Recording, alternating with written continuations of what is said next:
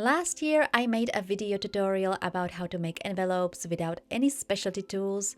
And in this video, I have for you a few additional tips about making envelopes, as well as a few decorating ideas. I'm going to start with the additional tips, more specifically how to simplify the measuring. My main problem with making envelopes is the measuring. I usually forget the measurements, and overall the measuring just puts me off. So I wanted to come up with a solution that does not include me spending money. And the solution is to make a template. Just a template created out of a cardstock that I already have. In my envelope tutorial, I showed you two types of envelopes. I'm not gonna go through the tutorial for the most part. I'm gonna assume you already watched it. In this video, I'm going to use the first type of envelope because it's easier to measure and easier to create. My only issue was I prefer the triangle flap that you automatically get with the second type, and then I realized that you can still create it with the first method. So what I did to make the templates is I used a sheet of craft cardstock.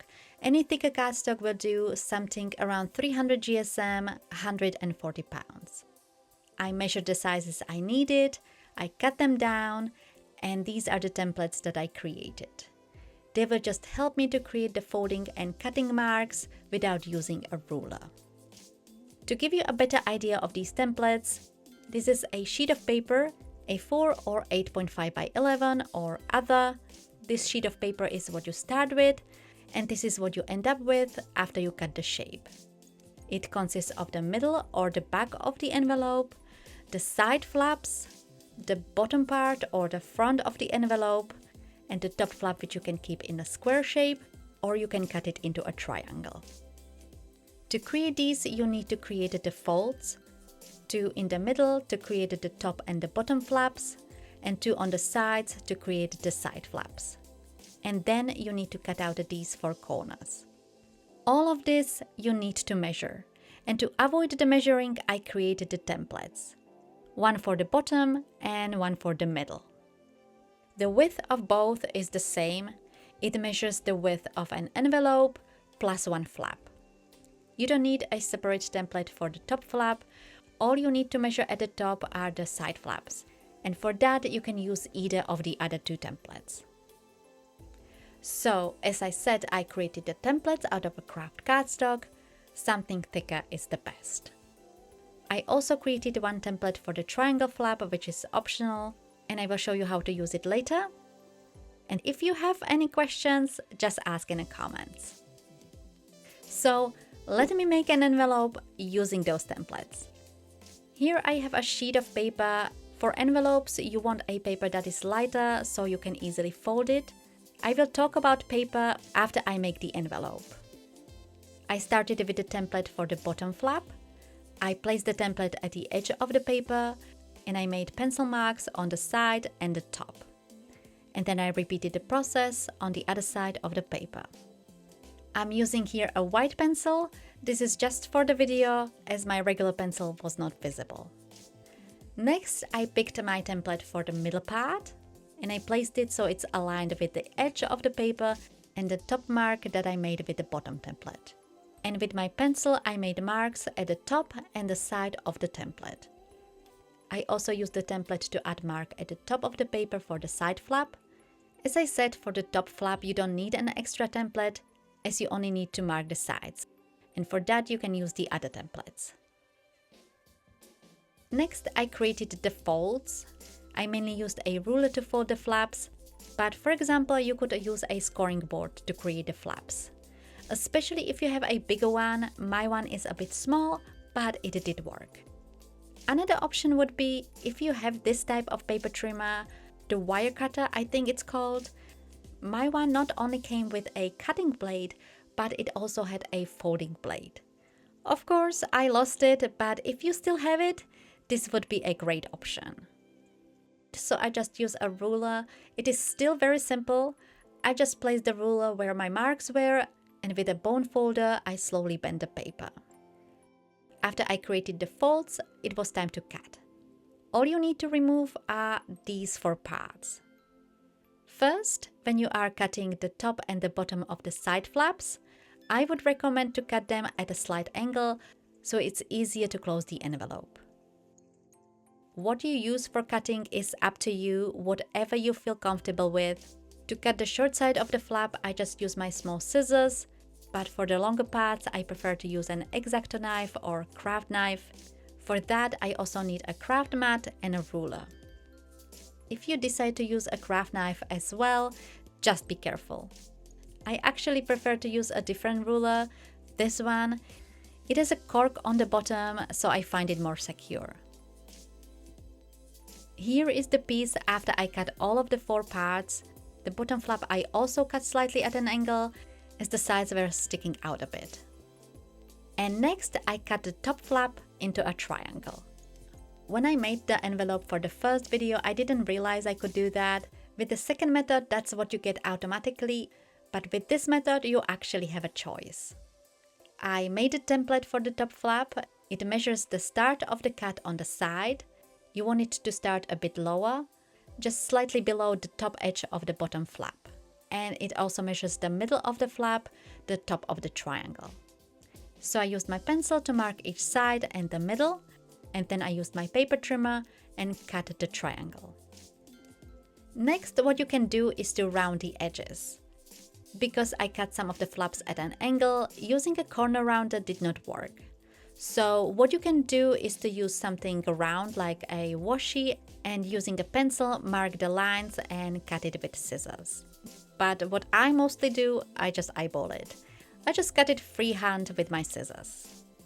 I round the top edges on the bottom flap as well as the side flaps.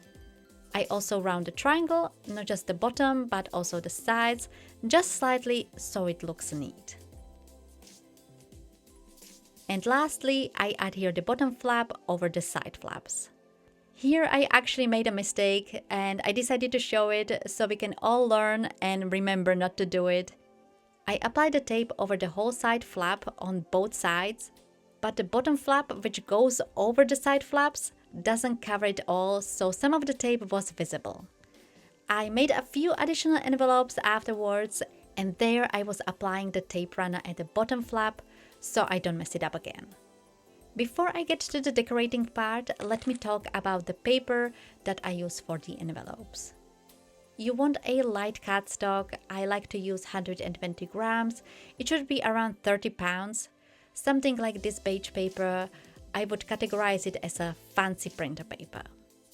When it comes to watercolor paper, you don't want the typical 300 GSM 140 pound cardstock. I have here 190 gram. I saw Christina Werner using 185 gram, which is 90 pounds. That's what you want to be looking for. My one is from Lidl. It's not the best for painting, but for envelopes it's okay. And one more option also from Lidl. I think Aldi might have a version like this as well. It's 135 grams and it's bigger than A4. I did use it for the red envelope and I had to cut it down a bit.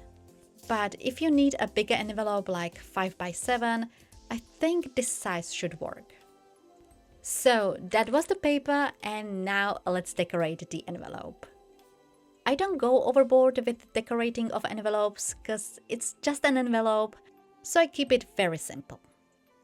The first and main idea is just using the same product that you used on your card, like stamps, dies, stencils, and so on. Since Christmas is coming, I thought I use a Christmas theme for the decorating, but all of these ideas you can use for other occasions as well. I have here a stamp with poinsettias, and because the envelope is red, I decided to heat emboss it using a white embossing powder. On lighter envelopes, you could use a black ink and keep it super simple. I placed the envelope into my stamping tool. I used anti-static powder, and then I stamped the image using the Versamark ink. Actually, the tone-on-tone look that Versamark creates looks great as well. But I kept to my plan and I used a white embossing powder and sprinkled it over the stamped image, and then I melted the powder with my heat tool. You could also decorate the front of the envelope, which I also did. The image I used for the back was too big, but I had another stamp with poinsettias and I just stamped one flower and a few fir tree branches, and I also heat embossed them using a white embossing powder. And the envelope is done. I really like it. It looks really pretty and very festive. And because I was testing my templates, I made a few more envelopes which I also decorated. And here are some additional examples how you can decorate your envelopes. This one is just a simple beige envelope and I stamped some leaves along the side. I think leaves are quite neutral and will go with many designs.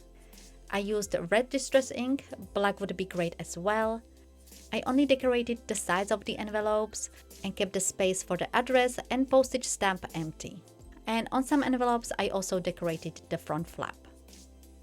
Here on this envelope I used a watercolor cardstock and I painted some fir tree branches with berries in the shape of a wreath.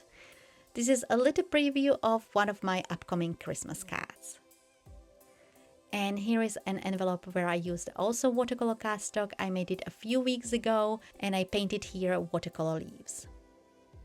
On this one I used the same cardstock as I used on the red one and I painted golden leaves using watercolors. Since this wasn't a watercolor cardstock, I needed to be careful not to use too much water.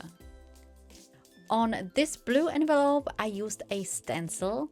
You could blend inks with stencil, I think that would look great, but I wanted to try white embossing paste and I think it looks pretty good, just makes it more interesting. And here I have actually a pre-made envelope. You don't have to make the envelopes yourself. You can decorate pre-made envelopes. I used here leaf die cuts that I had left over. I added 2 on the back and 1 on the front. I think this is a pretty good idea and very simple as well. So that's the envelopes. I hope you found this video helpful. For me, the templates are great. They speed up the process and get rid of the measuring. Just what I wanted. If you haven't watched my tutorial about how to make envelopes, make sure you check it out. I would really appreciate if you gave this video a thumbs up and subscribe if you haven't done so already. Thank you all so much for watching and I will see you in my next video.